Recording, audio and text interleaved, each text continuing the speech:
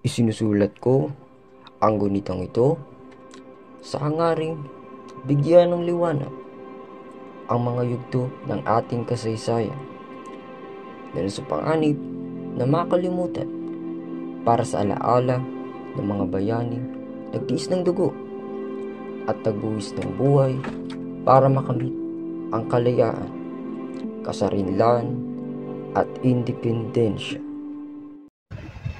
Swerte ka nga eh. Hindi ka magiging kontrero. Tsaka kahit pa paano yung posisyon mo, pang pinuno. Kabeta. Kabeta di Barangay 28. Tsaka mali mo balang araw maging gobernador Tulio ka. Malay mo, baka rumami naman yung kaaway ko. Ito nga yung trabaho ng isang kabesa, kolektor ng buwis de sedula. Kapag hindi nagbayad ang mga damuang ito, tiyak, abonado ako. Bakit kasi di mo na papuntahin sa tribunal para magbayad? Ito nga yung trabaho ko. Kaya nga tayo nandirito para mangolekta ng buwis. Tao po.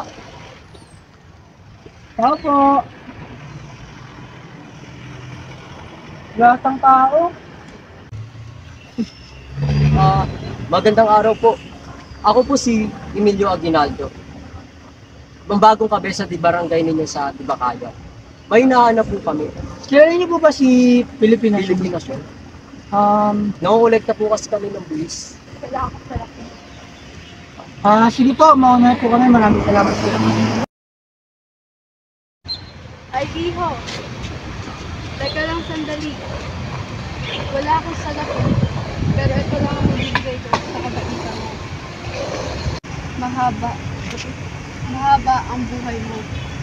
Pero marami kang magiging kaaway dahil sa paniniwala mo. Pero marami ring magmamahal sa'yo. Meron kang 3 babaeng mamahalin sa buhay na ito.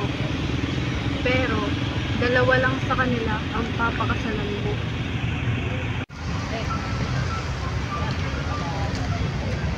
Gamit ito ng poong senyor. Ibibigay ko sa iyo ito. Salamat. Salamat po, ina.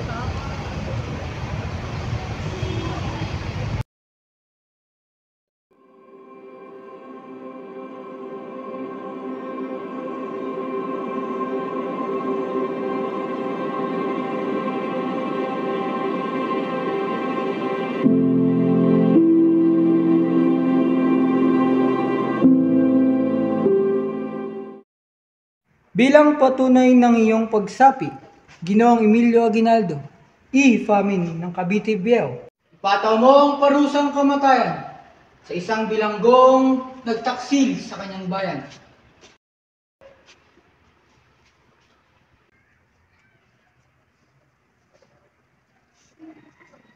Ng talibay, ibigay ang udyat sa nais sumapi. Magbibigay ako ng 3. 1, 2, 3.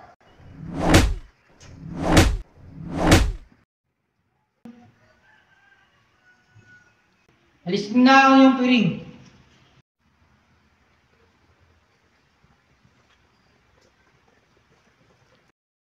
Nakapasa ka, Emilio Aguinaldo, sa huli mong pagsubok sa kanang ganap na kasapi ng kataas-taasang kagalang-galangang katipunan ng mga anak ng bayan. Ano ang gusto mong itawag sa iyo sa kilusan?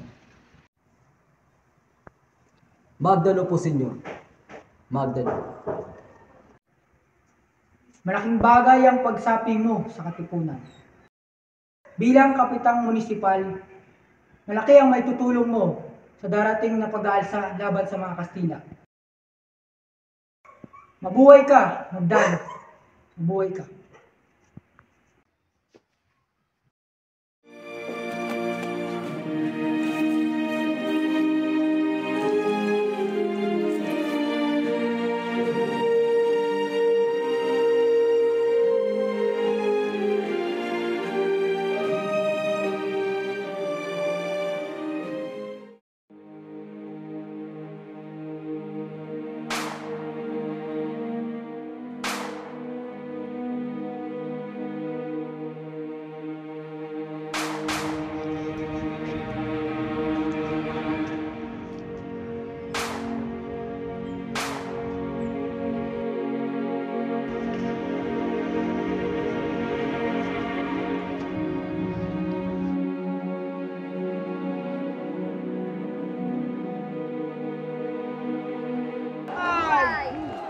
kababayan, dito sa bayan ng Imos, lalawigan ng Cavite.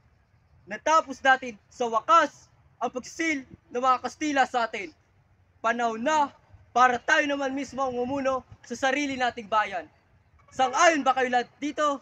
Sang-ayon! Mabuhay lalawigan ng Cavite! Mabuhay! Mabuhay ang mga Katagalugan! Mabuhay mga Tagalugan! Cuando entremos a Imos, reúne todos los hombres en la plaza. Quiero que paguen.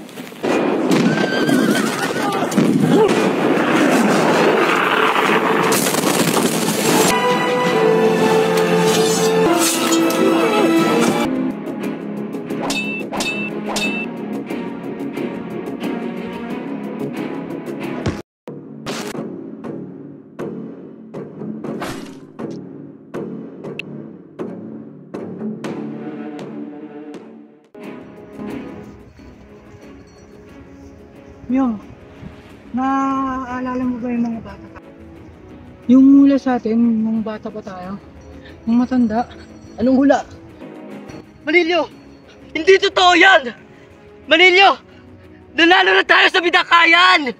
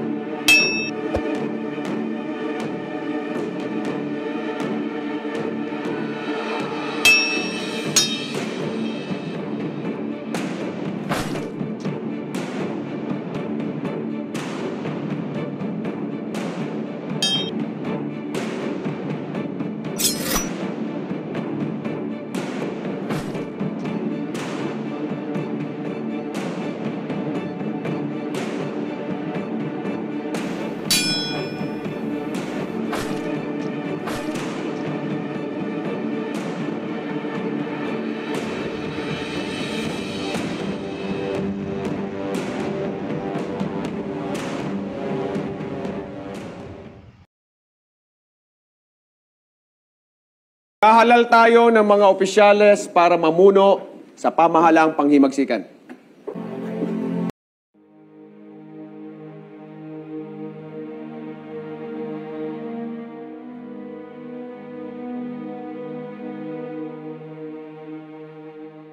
Narito ang mga nahalal na ng mga pinuno para sa pamahalaang panghimagsikan. Presidente Emilio Aguinaldo, Vice Presidente Mariano Trias, Kapitan General Artemio Recarte, Ministro de la Guerra Emiliano Riego de Dios, Ministro del Interior Andrés Bonifacio,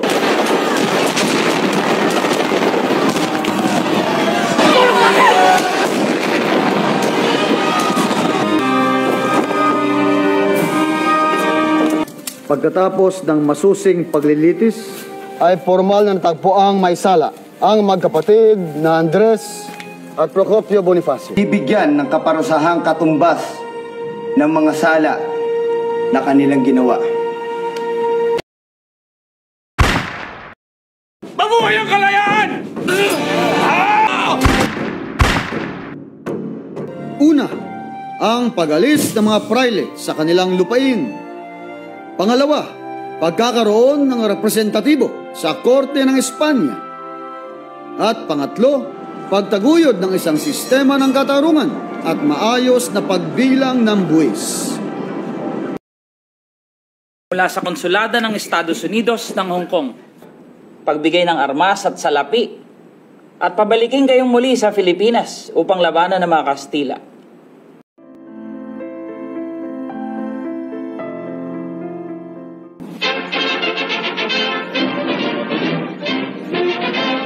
After 48 years of American sovereignty, the people of the Philippines assumed the status of an independent nation. The transfer is made on the 4th of July.